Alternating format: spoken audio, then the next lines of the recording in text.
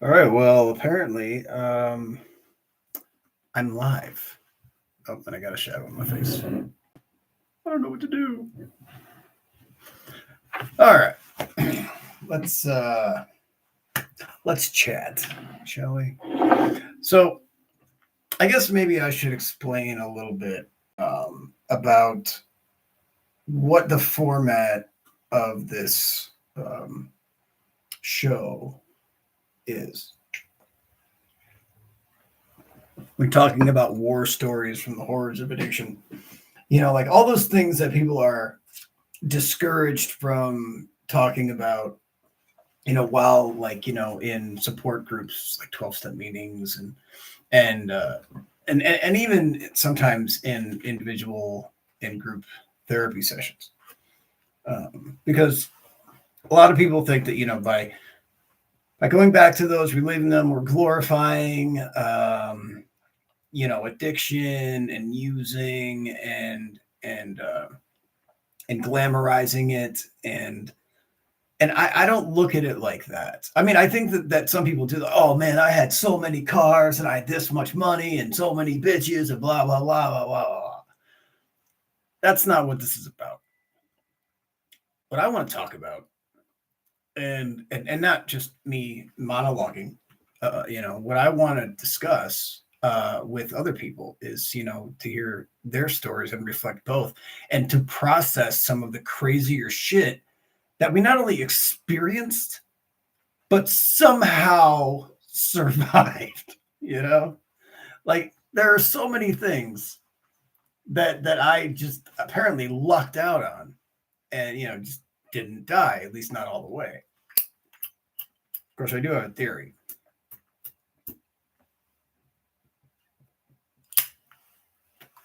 I have a theory that all of the times that I survived an overdose or a near-death experience, I did, in fact, die. However, I believe, or at least I theorize, that life is meant to be experienced in this linear way, regardless of our personal experiences. And it kind of sort of goes into like the many worlds theory, the multiverse kind of thing.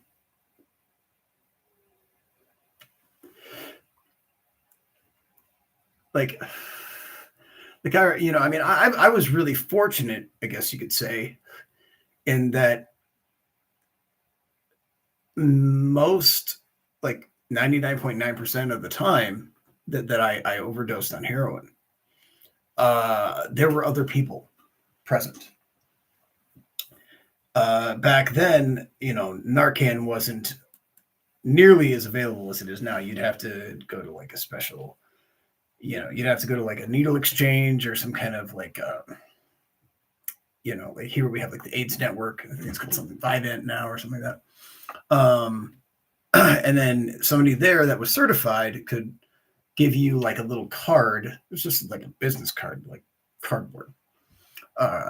And to authorize you to have Narcan. At the time, Narcan was like a big, like 14 gauge needle, like they use at like plasma centers, and a vial that you have to, like, in the stress of the moment, try to stick into this thing and fucking draw it back, and now it's all the nasal shit.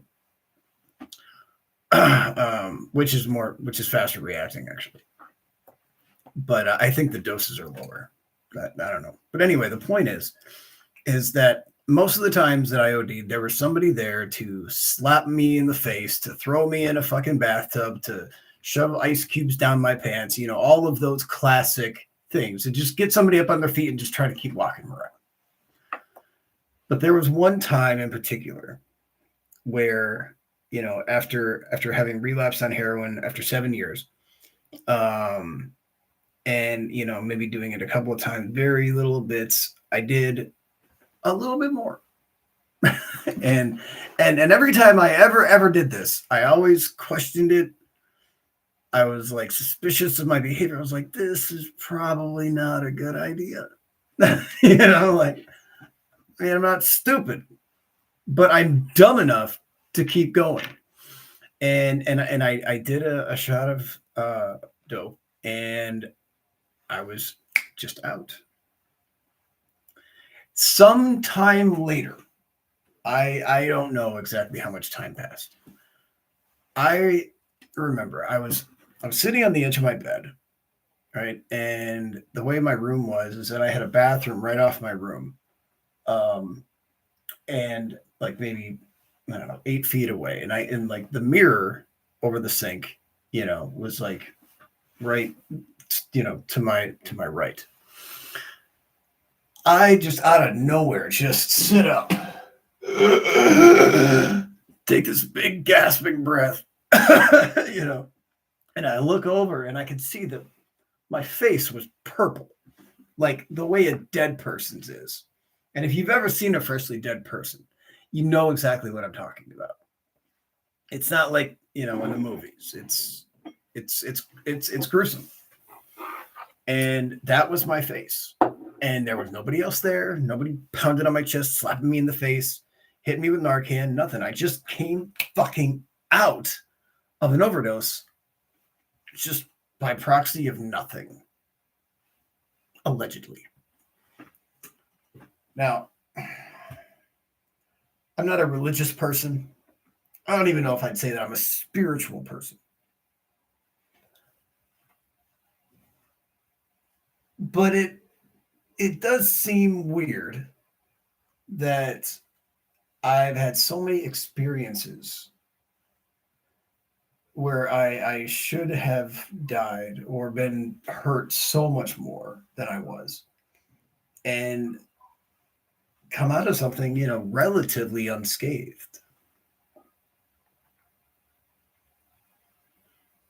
I'm not sure why. I'm not sure I even really care if there's like a source to all this, some sort of, you know, explanation beyond this world.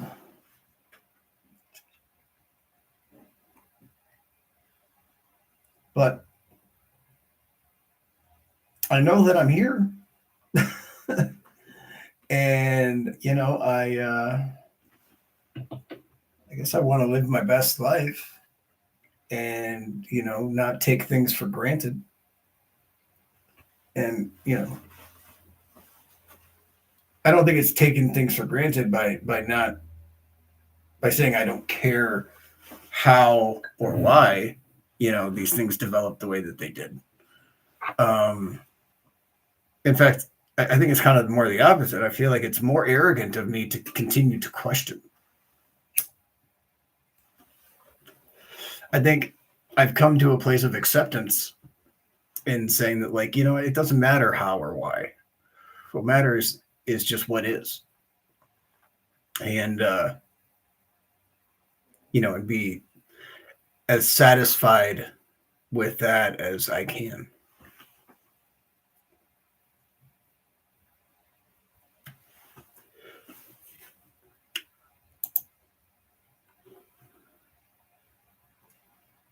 Just looking at something here.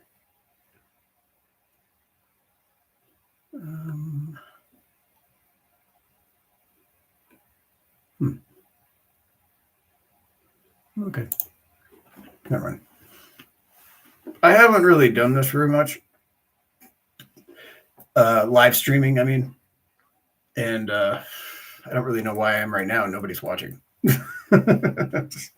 I could have just recorded it and then given myself an opportunity to edit so that I don't get a lot of ums and ahs and, you know, things like that. Yeah, I feel like this would be a lot more fun if I had somebody else here. That's okay. For now. Actually, I have I have a couple of people that are interested in in being guests. One is one of my oldest friends, Mike, who used to help me sometimes host the Mad City podcast. And then my ex from like 20 plus years ago, who I ran off to New York with, and until she got an opportunity to be rescued, essentially, and she went back to Spain, and she's been there since. And now she has a really wonderful life. She's got a young son.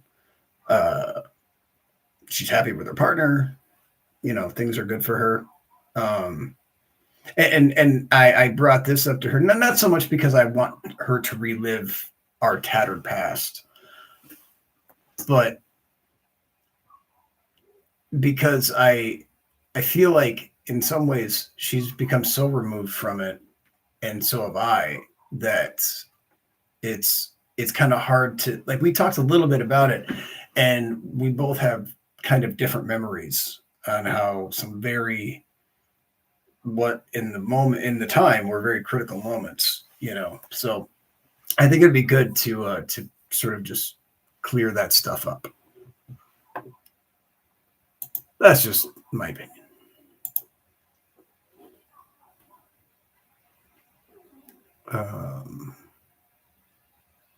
Just looking for something. Nope.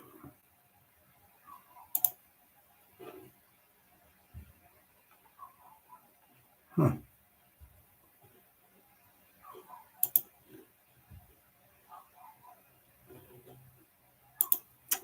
Well, that's not good.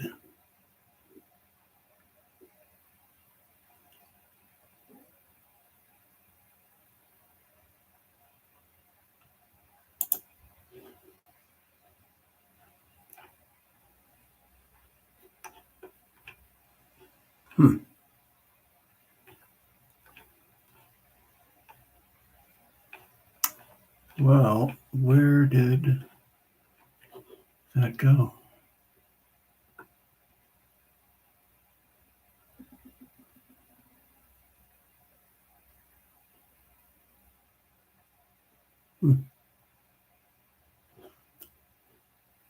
Well, this isn't really going anywhere, so I'm gonna sign off right now. I should have been more prepared. I'm Pat K.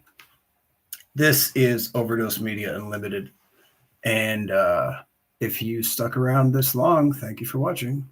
Click like and subscribe. Bye for now.